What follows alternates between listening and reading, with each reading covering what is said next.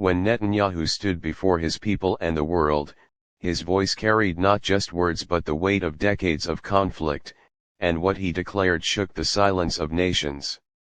He said Gaza would not remain as it is, Gaza would be entered, Gaza would be taken, Gaza would be fully occupied.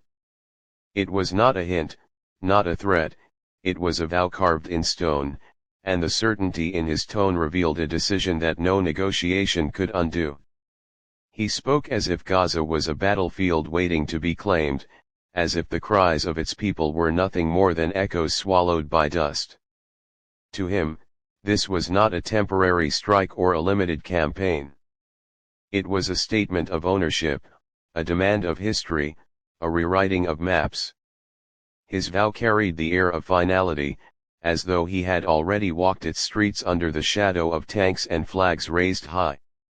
When leaders usually speak of war, they leave the door open for diplomacy, but Netanyahu closed every door and locked them behind him.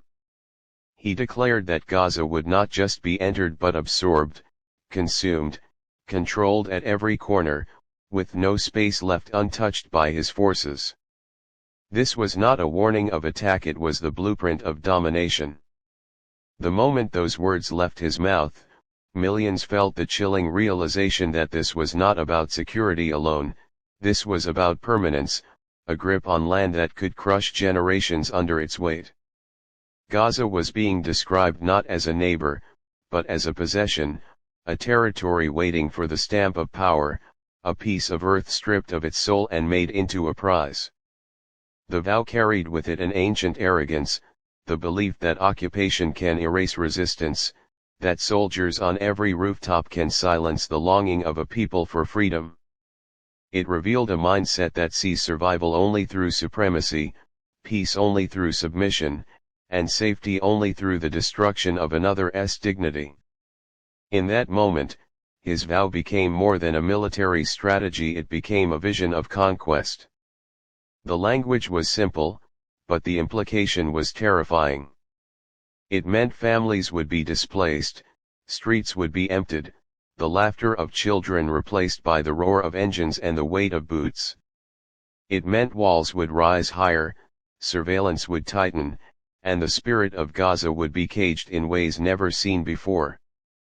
Every time he repeated that vow, it sounded less like politics and more like prophecy, as if he believed destiny itself was calling him to take Gaza. He did not speak like a man considering war, he spoke like a man declaring ownership. He wanted the world to know that Gaza was no longer a question, it was already his answer. The vow to fully occupy Gaza was not just aimed at his enemies, it was a message to his allies too. It told them that hesitation would no longer be tolerated, that half measures were weakness, and that total control was the only vision acceptable. It was designed to silence critics, to corner negotiators, to drag the entire region into a reality sculpted by force. For the people inside Gaza, those words fell heavier than bombs. They knew that an occupation declared so openly would not come with mercy.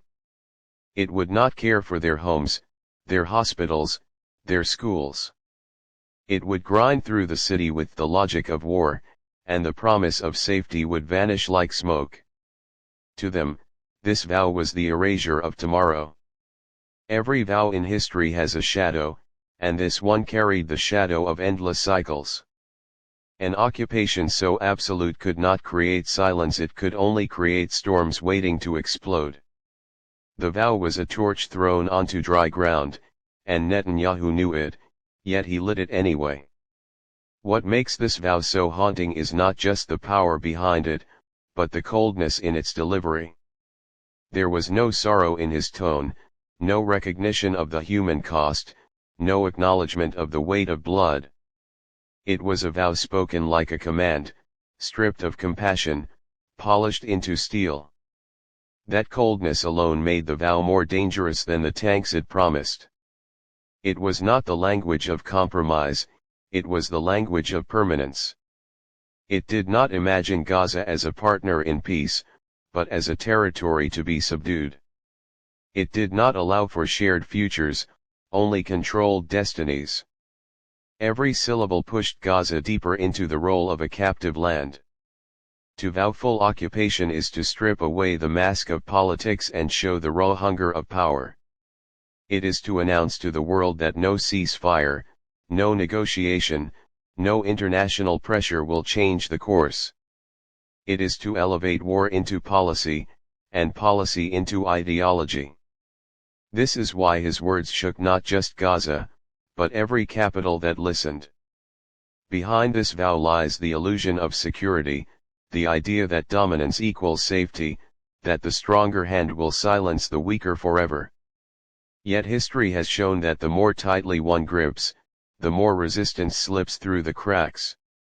This vow, instead of crushing the spirit of Gaza, risks igniting it beyond imagination. When Netanyahu promised full occupation, he was not simply describing a military maneuver, he was declaring a chapter of history yet unwritten. A chapter where tanks ride on streets, where drones circle above roofs, where voices are drowned under orders. He was carving Gaza into a battlefield that may never find rest. To vow occupation is to admit that peace is no longer on the table. It is to surrender to the belief that only control matters, that coexistence is a myth, that the dream of freedom for Gaza is a threat to be extinguished. It is to say, without hesitation, that domination is the only language worth speaking. And yet, this vow carries with it the seeds of its own undoing. Because every occupation plants resistance in the hearts of the oppressed, and every vow of control awakens the vow of defiance. Netanyahu's words may have been meant to paralyze Gaza, but in the silence of fear, the pulse of resistance begins to beat louder. His declaration is now etched into the memory of millions, a vow that cannot be erased, a vow that has set the stage for one of the darkest confrontations yet. And as the world watches, they will not remember the speeches of caution, they will remember this vow, spoken with certainty, carried with arrogance, and destined to reshape the fate of Gaza forever.